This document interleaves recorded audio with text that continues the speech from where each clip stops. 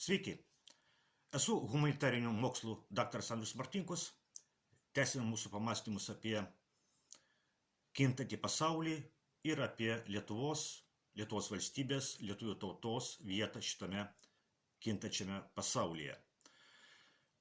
Labai trumpas pasisakymas, trumpas, emocionalus, liūdnas, bet jūs, tie, kurie manęs klausosi, puikiai suprasite, apie ką aš šneku. Turbūt žinote, kad Ukrainoje žuvo lietuvis karys. Jis kariavo už Zelenskio režimą. Jam buvo tik 20 metų. Kaip sako Lietuvos režimo propaganda, jis buvo savanoris. Ir jis žuvo atlikdamas savo pirmąją karinę užduotį. Pirmą kartą savo gyvenime stojo prieš rusą mūšio lauke ir numirė, žuvo. Taip sako Lietuvos antilietuviško režimo propaganda švedo Jono Ohmano lūpomis. Lietuvos antilietuviško režimo propaganda švedo Ohmano lūpomis sako, kad lietuvis savanoris, iš tikrųjų samdinys, žuvo už Ukrainą, Europą ir Lietuvą. Taip Lietuvos antilietuviško režimo propaganda plauna smegenų likučius zombiams. Bet mes, mano klausytojai, esame ne zombiai, todėl paklauskime savęs, o už ką iš tikrųjų žuvo tik 20 metų sulaukęs lietuvis Ukrainoje. Ir kartu paklauskime kito klausimo. O už ką žuvo Lietuvos pelkėje 4 Jungtinių Amerikos valstijų kariai?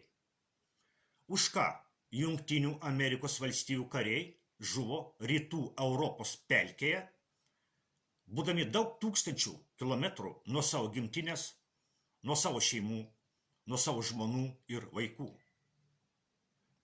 Atsakysiu vienu sakiniu. Ir lietuvis Ukrainoje, ir amerikiečiai Lietuvos pelkėje žuvo už Landsbergį.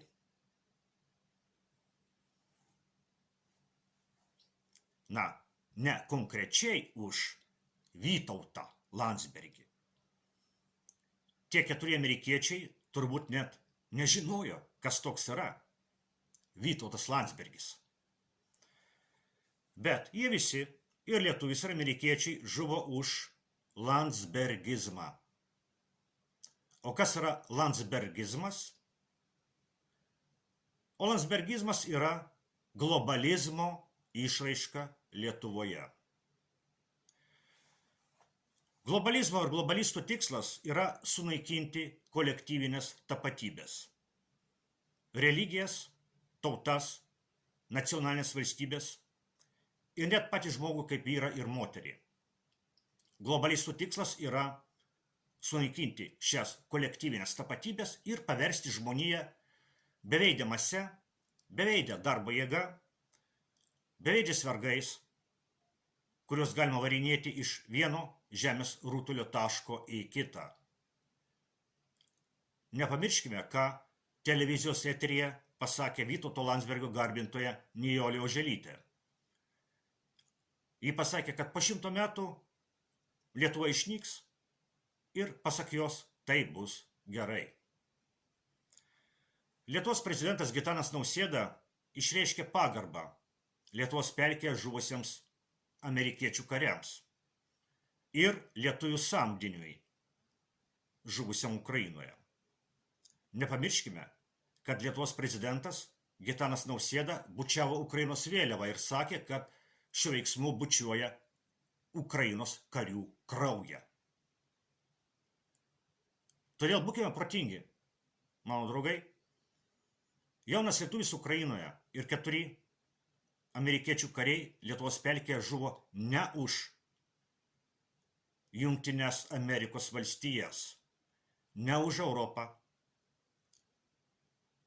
ne už Ukrainą ir ne už Lietuvą.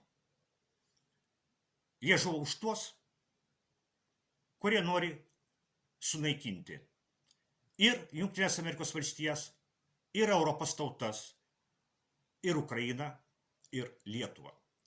Jie mirė už mirtį.